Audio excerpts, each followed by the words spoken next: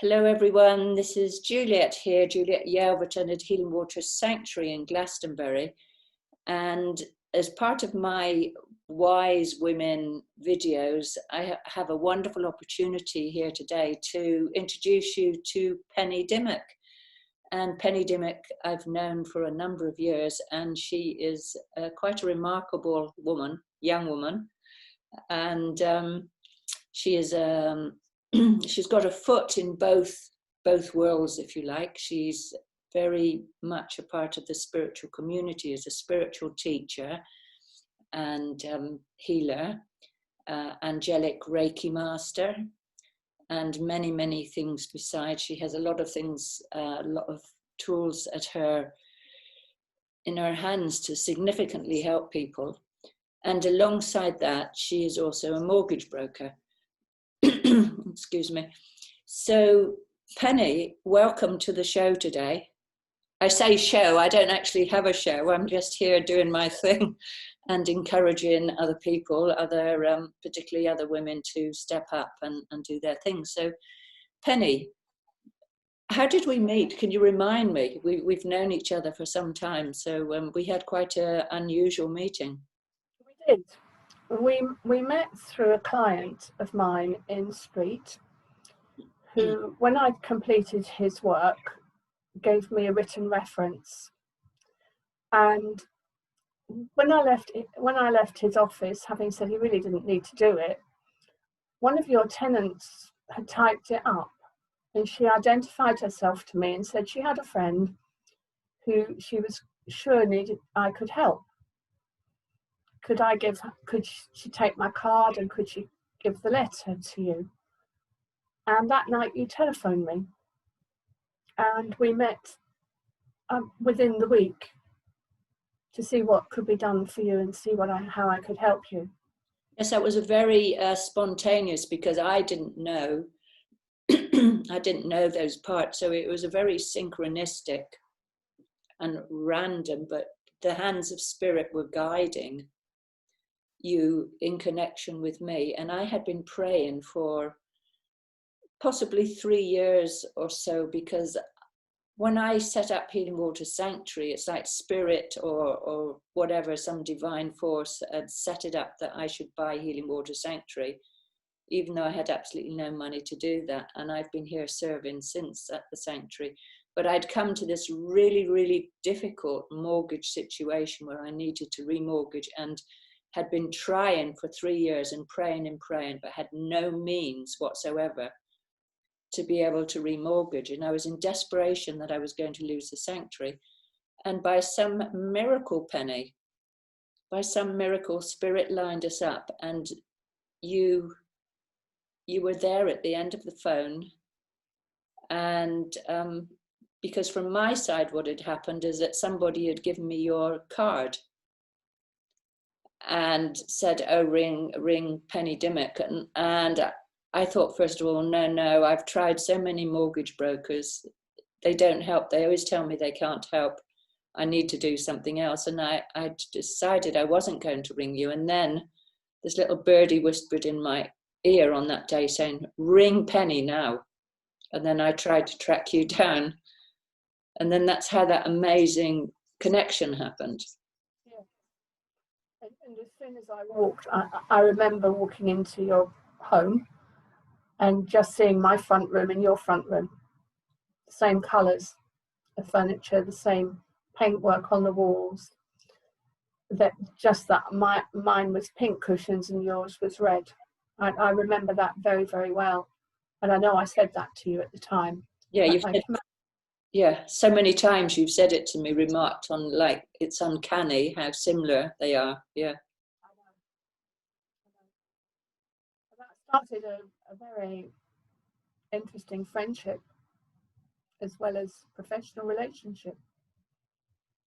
Yes, absolutely. And it's very unusual for me to meet somebody who is so profoundly in the spiritual world and doing spiritual teaching and healing work, and so skilled and so firmly established in the mortgage industry.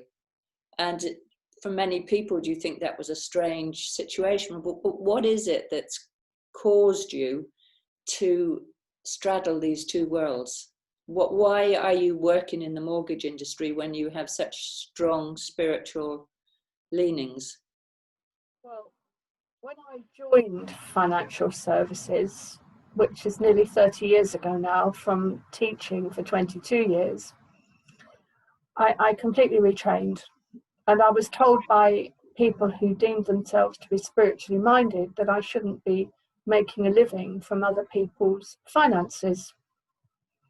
However, and with regard, I originally started with retirement planning, investment planning, and lendings, but the lendings seemed to take over.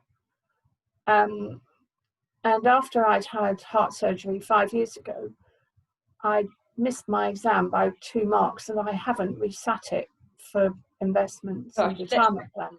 Let's just pause.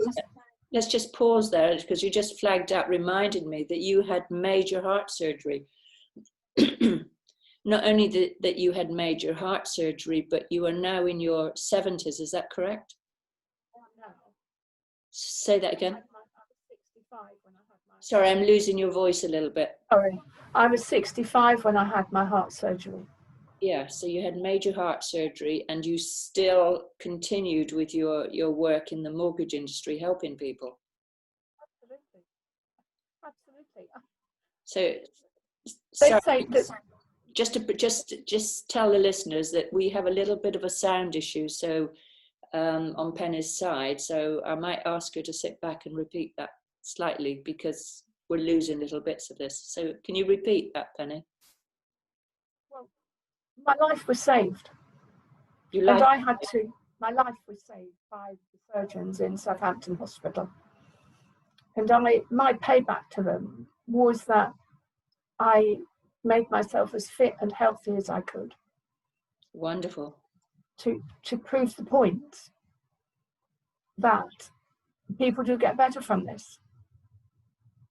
And that's what happened. And I went back to work after 6 weeks. I nearly got into trouble with the doctors, but I don't take any medication. I refuse to take it. In the hospital, I wouldn't take all the addictive stuff. And I had warfarin for 6 weeks. I moaned so much about it, the registrar told me I didn't need it. Yeah. And I don't need anything. I go walking. I'm a yoga practitioner. I went back to mortgages, and I started by going to a networking group, but that didn't really work very well. And then suddenly the referrals came in through one of my colleagues down who lives near you. And the word of mouth has been just amazing. But it's always people that are interested in this other side of me that I meet. I don't say anything to them.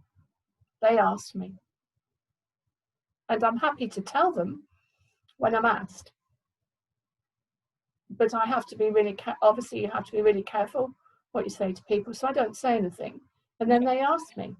Because people could think that the kind of spirituality that we're supporting is a bit wacky, especially in the mainstream, in the mortgage world. It's like, oh, that person's lost a few marbles or something. I'm well known for it in my contact, my network that I work in. I'm very well known for it. They all know, my work colleagues and the people that I've built up, the solicitors, the packagers, my friends who go back to Pearl Assurance days in 1992, they all know I'm like it, and they all know I do it, and they all think it's funny, but They never argue with me now. No, and you have a wonderful relationship with those professional people, and deliver an amazing service, supporting people like myself that were in really difficult situations. Never to be forgotten. Sorry, say that. Never to be forgotten. Never to be forgotten, indeed. No. Yeah. No. So, that because you're so strongly grounded in the spiritual teachings and the spiritual healing work that you do, that you manage to managed to really hold that and hold your position in the financial industry at the same time. I just do what I do, Juliet. Yeah. I just do what I do. And how do you mentioned earlier about your spiritual friends thinking, oh, maybe it's unethical or something to be doing the mortgage work and it's not, you shouldn't be doing that. How do you reconcile those two things? Well, I didn't at the start. I just was trained in giving really good advice on all levels, but things have happened over all these years in financial services. Things have changed radically. Things have got stricter. We have to do so many. We have so many rules and regulations to follow now. But those same people who took their mortgages those years ago are not from me, but from elsewhere. They've been coming back to me and saying, I've got in a mess. And I don't say anything. I just smile. I just smile because they told me that the people at the spiritual church, the local spiritual church, were very vociferous with me. You shouldn't be doing it. But I actually like it, and you know, I enjoy helping people, and I always have liked the financial services industry. It's very interesting to work in, and it's not for everybody, but I've managed nearly 30 years. I can't believe it. Where did that go? That's a long time. So you're able to that you have an understanding that what you're doing in the financial service industry is actually spiritual, in terms that you're helping people with their lives, where their lives are in a mess financially because of the system that we are part of, the way things are structured. It's sometimes very complex, particularly people who are not so well off, and they're trying to establish something like I was with Healing Waters, that you're really able to help them through the maze, because it's very complex, isn't it? It gets more complex every day, every week. It's you know, for the general public, a lot of them think they're very well educated, but actually there's more to be given, and I try to give all the information that they need. I never hide anything. I never hold anything back. I try to really help them get educated with it as well. But I also, in my practice, and I think you'd probably verify this, I do everything for clients. I don't just go and see them and, you know, see how they're getting on and take the business. I do everything for them. So I will go to that solicitor. I'll make that surveyor talk to the lender. I'll make the lender talk to the solicitor. I'll make them all talk to each other, and they probably all don't like it, but it's the only way to communicate and get these things through. And a lot of this work that I do in my day job, it is communication. Yeah. And teaching. Yes. And teaching. And like I said, they asked me, the clients asked me about the other side of my life, or the ones that come from the referrals that come from the Like of Your Good Self, Downing Street and Glastonbury. They all know that I'm like you. They all know that, and they're happy to work at that level. And they ask me anyway what I do, and I don't hide anything. Yeah. I don't hide either side of me, but I have to be asked about it.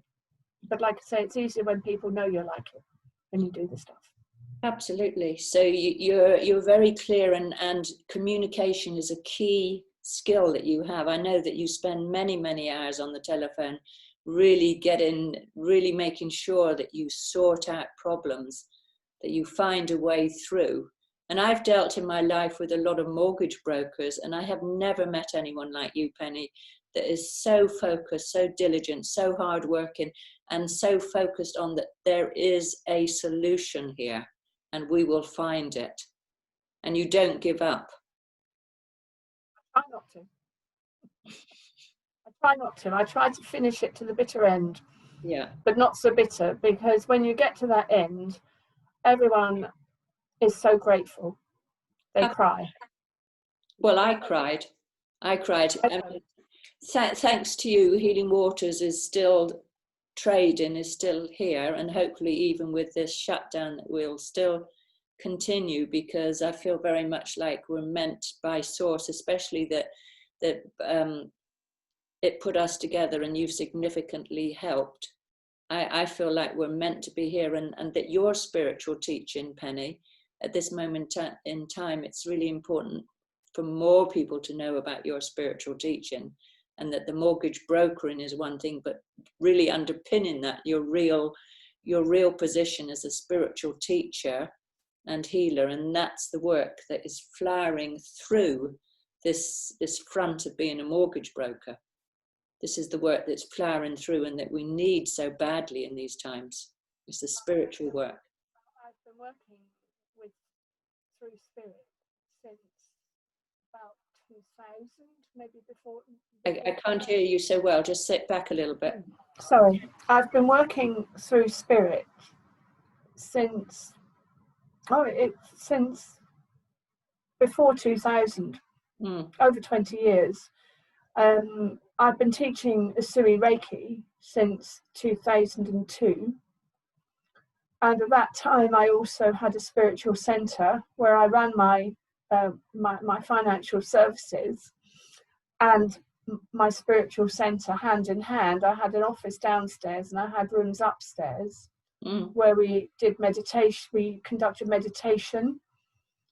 And then I moved to another building and we had room to put a little shop in it. And we also had a room whereby we could do evening of clairvoyance with local mediums. And we did that. And I helped organise fairs and things like that. The centres had to be, unfortunately, the centres got really expensive and people wanted to work in them. They wanted to work in them. They wanted to practice their Reiki in them, but they didn't really want to contribute to the running of it. So I was running it through my financial services, which is fine. But when you're having, we have to find our fees to practice for a start. And then the renter on those particular properties, the second one in particular, was £700 a month. And that was in 2005. And that was a lot of money. Expensive. So I decided that was about the time that I was leaving my husband, and I decided to bring it all home. So I was living in Stubbington, and just up the road to where I am now, and I had this property tenanted, and I brought it home, and we conducted the meditation, we did the teaching, all the different things. I did open days in my back garden, all these different things. And then I moved from Stubbington to here for financial reasons, and rented it out. And I work out of here, and I still, until lockdown, I was holding meditation. I still do a little bit on Zoom. Yeah, so where's here, Penny? Where are you? Leon Solent. Leon Solent. I have a beautiful apartment that overlooks the Isle of Wight. Beautiful. It's absolutely, the views are wonderful. Lots of light and airy, which we need in these troubled times. And I've been here, 10 years. But through those meditation groups, we did a lot of trance work, the start of trance, the start of channeling. And I brought these people forward to do their mediumship through psychic writing and things like that, and channeling within the group. And we got lots of information, and I have to say I've got a lot of writing about what what the spirit was bringing us forward. And I've never spoken about any of it until the last 8 weeks, because it was before its time, I think. Yeah. And I just held it, and then I went to a gong bath in about 2 or 3 months ago, and there was an incident in there, and I had to say something to the girls there. I said, I've known about this for 20 years. And they're looking at me. And it was all pertaining to the spaceships and the ETs. And we had a visit, and I was absolutely unconscious. And the girl next to me, the spaceship came into the gong bath, and I was unconscious, and apparently I was sending the information over. But what was happening was that each of us in that room, and there were 5, which was our yoga group when we did the 40-day challenge last summer. Commander Ashton took each of us into the spaceship, and we went in one colour of sort of silk material, and we came out with another colour. I went in pink, and I came out in white. Georgie, our teacher, went in purple, and she came out in gold. The others went in blues and greens and came out in yellows and oranges. And that was the first time I spoke of any of this. And I have been asked to speak about it. But I went back to my meditation circle at that time, which was about 2004. We had this channeled in 2004, 2005. We had it channeled in, and they remembered it, and they said we all thought it was nuts. And I said, I know, that's why we didn't talk about it again. And I said, it's not nuts. It's happening now, and those spaceships are circling us now. And then the other incident was whereby I believe Tim Wilde, you may have heard of him, he is an ascension master, and just the other week he was talking about the south of England, this whole area from Cornwall up, being where the majority of the light workers live and work. And we were told 20 years ago that Leon Solent was to be the beacon, the brightest beacon to help bring this all about. Again, I never spoke of it. I couldn't. No. I was even shown the place in Leon Solent where it would be showing. I never spoke of it. As I said, I couldn't. But again, something cropped up at our gong bath or our yoga, and I had to mention it. And it was over Tim Wilde saying this, and I had to mention it. I said, I've known about this for 20 years. And when I come out with these things, I don't talk that much. And when I come out with these things, they all stop and say, you're joking. I'm saying, no, I'm not. I'm not joking. Yeah, it's hard for people to believe those things. But when you had this experience the first time of the spacecraft, about 20 years or so ago, is that something you want to share about here now? Or? I can, yes. It was the day my son, in 2005, my son went to Brazil to live. He went with his first wife and his young daughter. She's 15 now, nearly 16. And this member of my meditation circle came to me, and he asked me if I would take him to Stonehenge, because I knew he'd been communicating with the ETs, but I didn't like to say too much. And he said he wanted me to take him to Stonehenge and wait for him while a spaceship came down and took him away and gave him healing and brought him back again. And it was this day that my son was to go to Brazil.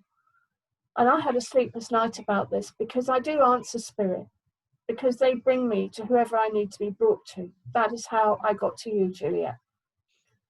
And I had to go back and I said, I'm sorry, but I can't do it. And he said, it's all right. He said, they've come and asked me if we can use your back garden. So I said, on that day? And he said, yes. And I said, well, the flight's at whatever time, and I won't be back until about 8, won't be home until about 8 o'clock. My friend's driving me. Because I couldn't have gone on my own. I was way too upset. And I came back and I was dropped off and everything else. And the next thing is I'm getting ready for this this thing to happen.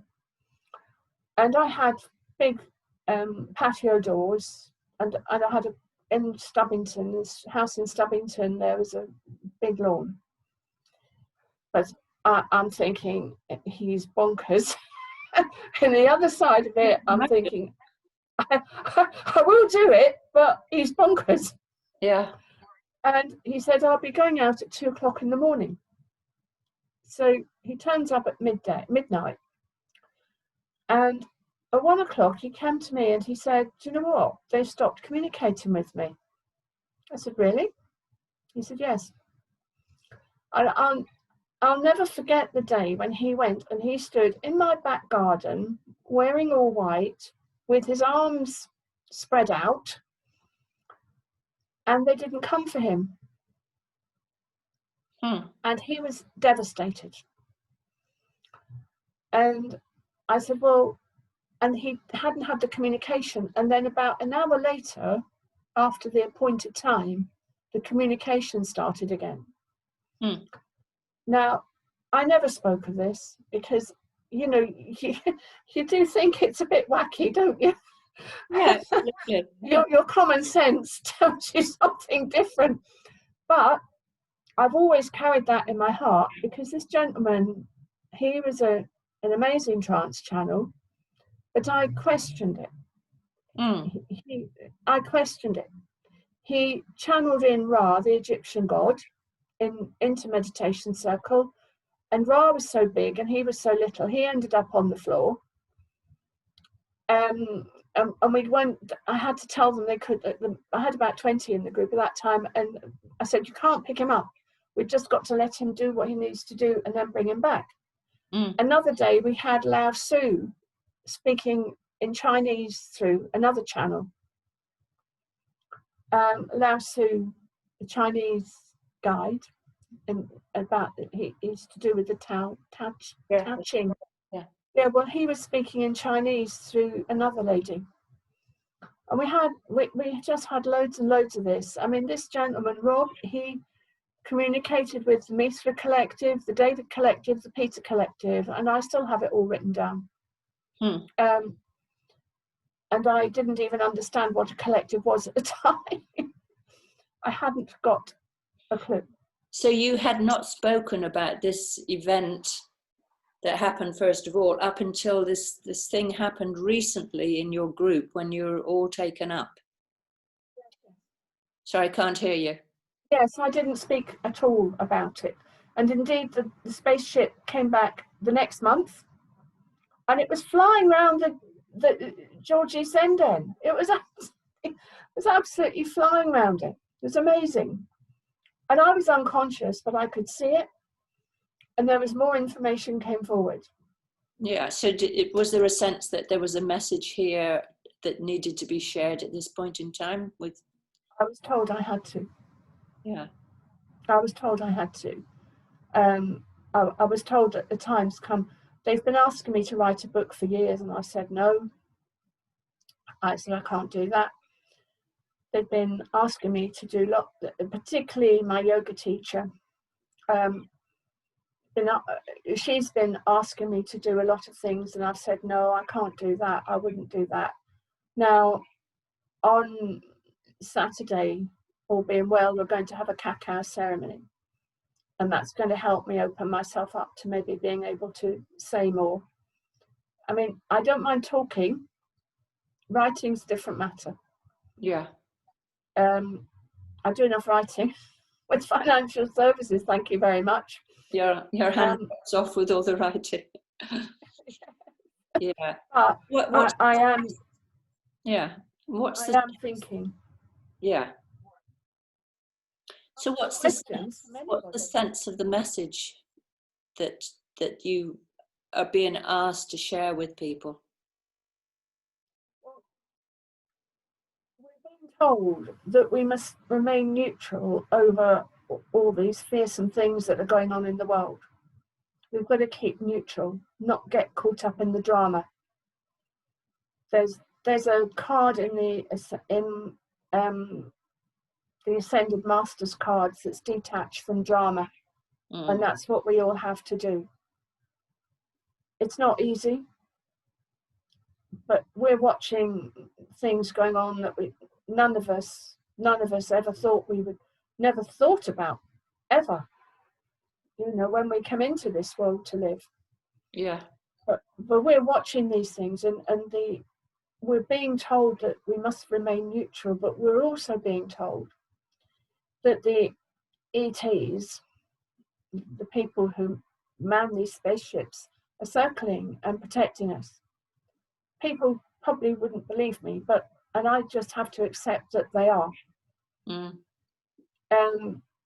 I know that Spirit protects each and every one of us. Each and every one of us. And I also know that we all get what we need, which is how you and I both have battled our way out of nightmares. Yes. But we do get what we need. We may not get what we want, but we do get what we need. Yeah. I have met a lot of people who've helped me along the way. At another point, I travelled to Gran Canaria. I've been there 25 times. Wow. I went on holiday in 2004 with my then husband, and I went back 6 weeks later to look at property, and I met my friend Giuseppe Sobrero, who is my first Reiki student on the island. And we did lots of practice and lots of fairs and lots of workshops there. So there's Reiki groups, Sui Reiki groups there, and some of them have spread all over the world because everyone who lives in Gran Canaria doesn't actually come from Gran Canaria necessarily. And so we had Swedish and Swiss and Italian. And Giuseppe himself left his boyfriend and Gran Canaria to go and look after his mother, who's got dementia. He's been in Italy now for about 5 or 6 years, I think. Yeah. So because you set that group up, then it's spread to many, many places now. Yeah. I still see some of them on Facebook. Sorry, I can't hear you. I still see some of them on Facebook.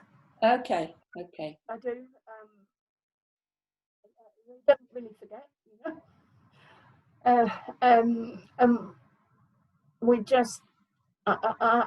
I've just done these things, but I finished going to Gran Canaria in 2009.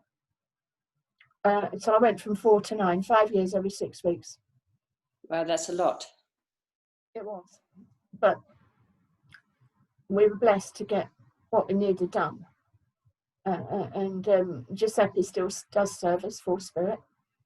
He was a sports masseur, and now he's a complete therapist, alternative therapist. So he received his Reiki levels 1, 2, and 3 when I was over in Gran Canaria, and taking some of my English colleagues here came with me to receive those workshops as well. So I've done a few things. Yes, you have. I've done a few things. I think the thing that really pulled me up was when the business of the spaceship. That really shocked me. I was in shock for about a week afterwards. Well, it's interesting because since you told me that, because you mentioned it just the other day, and then I remembered there are two things about ETs and spaceships at the moment. One is that there's somebody called Simon Parks that has a website called Connecting Consciousness, and he's also had similar experiences that he talks about.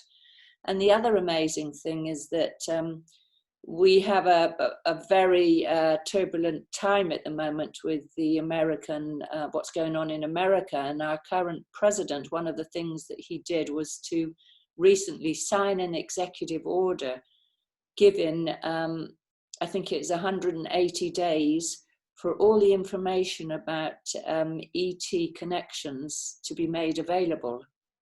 So I mean, that's tantamount to saying that we are in communication with extraterrestrials, and there's a lot of information there in the military and so on about this. And although it sounds really weird when you share your experience to yourself or to others, there's a lot of information coming in from different sources, that we're not alone here on our planet, that there are maybe both benevolent and malevolent connections with extraterrestrials from different star systems or something. I don't know. I don't personally have these experiences, but I'm always open. I'm always researching and listening and joining up the dots of the connecting consciousness, as Simon Parkes says. So you, well, Juliet, who lies beside me in these gong baths, because we all lie on our yoga mats, she channels in Commander Ashtar on a regular basis. Okay. And since that very first gong bath we did, and since then she's now managed to hone it down and realize that he is helping. Yeah. And we do gong baths on Zoom as well. Sorry, I can't hear you very well. Gong baths on Zoom as well with Georgie. Mm. And I saw these spaceships circulating my front room. Mm. And then a man dressed in white stepped out. I thought it might be the Christ light, but it may well have been Commander Ashtar coming, because I put that to Juliet, another Juliet, and she seemed to think it was Commander Ashtar. But there is also a lot of information about ascension that we've been given, and it's all there. It's been coming out. So the key message for what I'm hearing, Penny, and I've heard this from other spiritual sources as well, is that it's really important that we stay detached and that we don't get too caught up there's this huge battle, it seems, going on between the dark and the light at this point in time, and that we have to stay calm and stay detached and really focus on our spiritual practice. Also, there's a lot of people waking up. Can't hear you. There's a lot of people starting to waken up. Yeah. And seeing what's going on here. And they're starting to really ask questions, and we have to be really ready to and be open enough to answer them. Yeah, so those people that are already awake and have that awareness, that we have to be ready to be of service to other people, to support them, because it can be very confusing and frightening. So I can't hear you, Penny. Oh, no, I just said it can, and that's the thing. But people are definitely waking up. They're hearing about the ascension, and we had a whole thing where people were, as regards the ascension, you're going to ascend anyway, whether you want it or not. Everyone's going to ascend, but it's how they do it. It can be done easily or not. I mean, and a lot of people are feeling ailments about all that with this as well. And this is symptoms of it. But we've got to hold our light. I put this up on Facebook last week, that we have to shine our lights, Juliet, as brightly as we can. Mm. That's what we have to do. Definitely. So shining our light by taking some time each day and to really support ourselves in a spiritual connection, maybe lighting some candles, meditating, taking time to reflect deeply, to support other people, to really get into this higher vibrational energy of compassion and kindness. And I mean, you're a absolutely wonderful example of that kind of kindness and support for people. And I don't always think that when I'm talking to a mortgage lender. I really don't. But I like to be treated. I like to treat people like I want to be treated myself. And that's how it is. Yeah. So it's about really supporting these beautiful qualities that make us human. This because humans can't exist without really taking care of each other. We're designed to be caring and connected and to relate. We're not designed to turn on each other and attack each other and be in these lower vibrational energies at all. Definitely not. Definitely not. We really have to shine our So I can't hear you. Could you? Sorry, I said definitely not. We really have to shine our lights and try to remain positive. And like everybody else, I don't find it easy. No, because I live on my own, and I don't like it. I don't like that very much at all. And especially in this lockdown. But somehow I've talked myself. I've talked myself to raise myself up. But the other side of it is that I do have a lot of work on, and Spirit World keeps sending them all to me, so I keep doing it. So I can't be negative with those nice people. Yeah. I have to be positive. I have to remain positive, and that's what we have to do, really. Yeah. So you're an example of somebody that's gone through extraordinary difficulties, but that you've always shone your light, and that's helped you to lift up and to move through these difficulties, like having major heart surgery, like having other difficult emotional circumstances and so on. But you've got through, and you're still working and shining your light and helping loads of people. They all know where I am, and they want me. Yeah. So never very far away, am I, Juliet? You're never very far away. You're always there if you're needed. Yeah. So what's remarkable to me is that how many more people kind of are in this kind of 3D mindset that spirit doesn't exist and so on, and yet there's a kind of split in them that in reality they are very much part of spirit, but they're not connecting to that, or maybe they're trying to push it down that they have this spiritual awareness. Is this, it's, you know, because the mainstream media doesn't verify it, doesn't make it possible to be spiritual. The mainstream is kind of trying to indoctrinate us out of our spiritual connection, out of what makes us human. So what would you say to those people, like those people in the mortgage industry? Are there others in your industry that actually resonate with you and say, well, actually, yes, I do get a sense of something bigger and deeper than my physical body here, that I am spirit within a physical body? Well, I'm sure there are, but being the way that it is, 75% are men and 25% are ladies. They probably know inside themselves, but for a man it's not very macho. For a man it's not very macho, and people would be afraid, ladies might be afraid to show themselves. This is the thing. The mortgage industry comes across, for me, there's quite a lot of oily young men who I wouldn't have over my doorstep, bless them. but I try not to judge because they've got to learn somewhere. But there's a lot of ego there. And the ego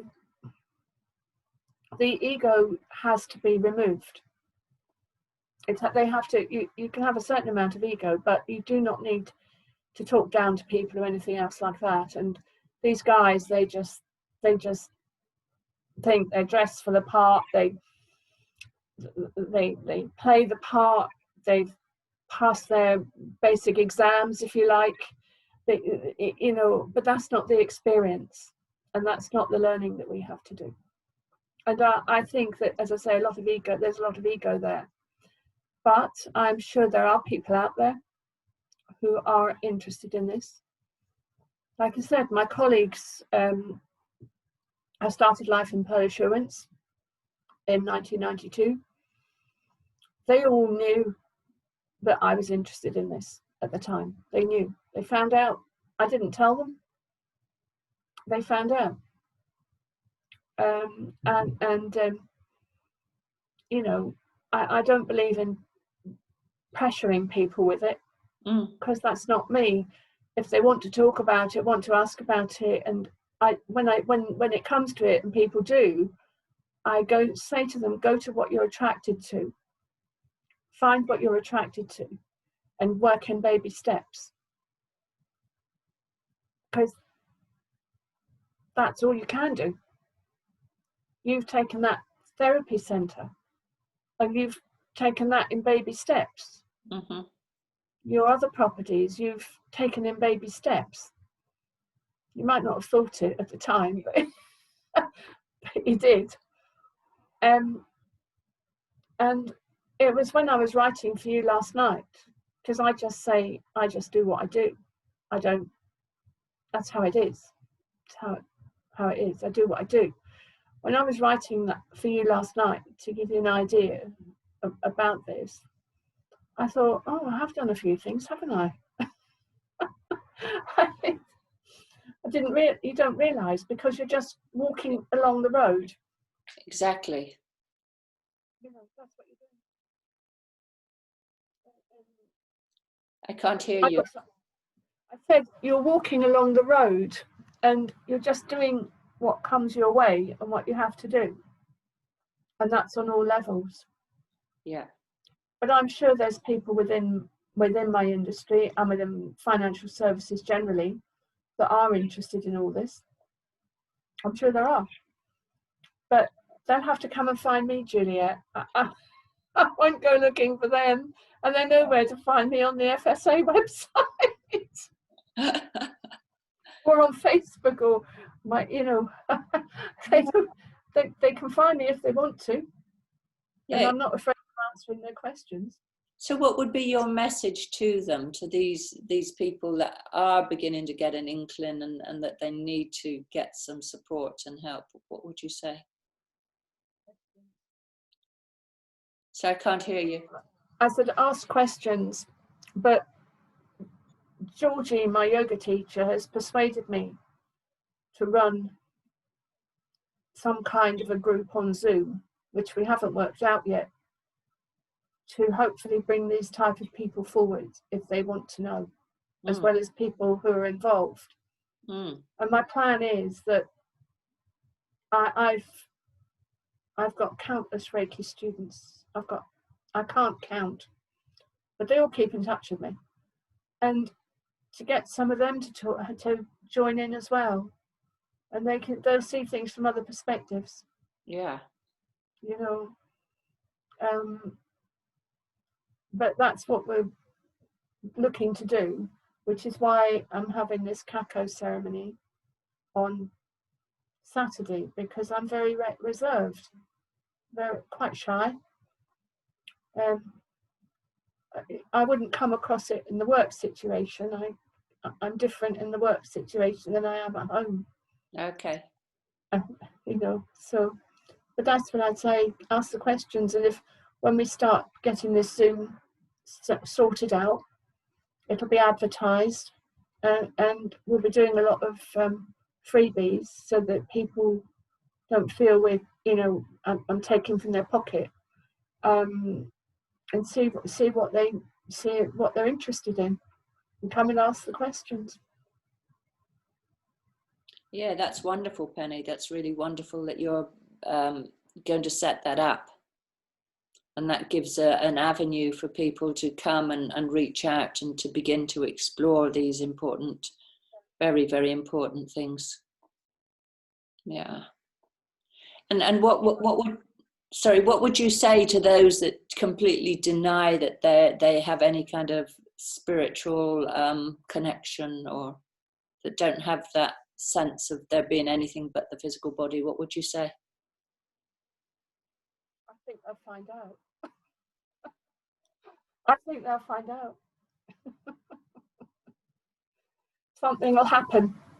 Generally, people who are questioning or very questioning, spirit world, if they want you, they will come and get you. Yeah. And they will come and get you. And you might have some kind of, I don't know, an accidents have been known to happen, car accidents, and people have nearly died and their lives have been changed.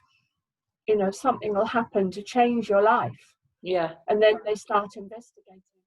Yeah. That's when they start maybe having a reading or things like, you know, mediumship reading and things like that. But if spirit are looking for you, they will come and get you.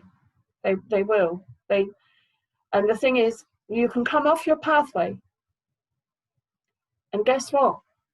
You're brought back onto it very snappishly when they think you've strayed enough.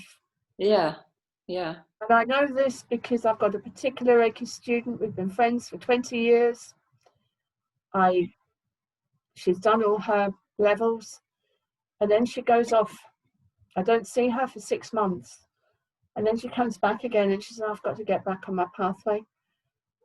and I say to her, well, you know what to do. See you at meditation on Tuesday. And she gets back on her pathway, and then another while up the road, she does the same thing. It's her circle. And she knows here what she should be doing, but she's not doing what she should be doing. And they do come and get you. Yeah, yeah. And we don't have to do one thing, Juliet. Wonderful, wonderful. So, Penny, it's been so interesting to speak with you. We're just like at the end of the call now. But I just want to thank you so much for everything that you've shared. And, you know, we have more opportunities on other occasions to talk some more, because I know that you've got so much to share, and we've just taken a little tiny snippet of it. So just for everybody that's listening here, just thank you so much for being here with us today, and to witness Penny's amazing journey, a little bit of her amazing journey. And just remember what she said, that Spirit is telling her to stay detached, to lift above all the craziness that's going on, and to really anchor into your spiritual practice. And if you are still at this point where you have no awareness of it, just know that one day Spirit will be knocking on your door, and not to be alarmed when that happens. and that if you have been on a path and strayed off, then Spirit will be bringing you back on. But just save yourself the trouble and start asking questions and start exploring now. And I'm sure Penny is here, and she's going to be there to support you. If you have any questions, if there's anything that you want to do, or you want to join her Zoom group when she sets it up, or if you need some help with your mortgage, that Penny is an amazing woman, and I can really vouch for her, that she has absolutely turned my life around, and I don't know what I would have done without her. And Healing Waters wouldn't be here for you now if it wasn't for Penny. So she has my appreciation from the depth of my heart for what she's brought to my life, and through that, everybody that comes to Healing Waters, this is the woman to thank for the fact that there is this opportunity to come and visit us and to do this work. Juliet, that I was told that I had to do, and we knew at the beginning it was a challenge. Yeah, we knew it was going to be a challenge, and I said that we'll manage it some way, yeah. somehow. It took a while. I didn't quite hear you. Say that last bit again. I said I remember saying to you, it was a big challenge. We said this, but we'll manage it some way, somehow. And with the help of our specialised lending, we did. Yeah. And nobody can believe it. Yeah, it was miraculous that you managed to do that. Yeah. So we're going to go now, and thank you so much. Thank you so much, Penny. Lots of love to you all, and lots of love to you all, and speak to you soon.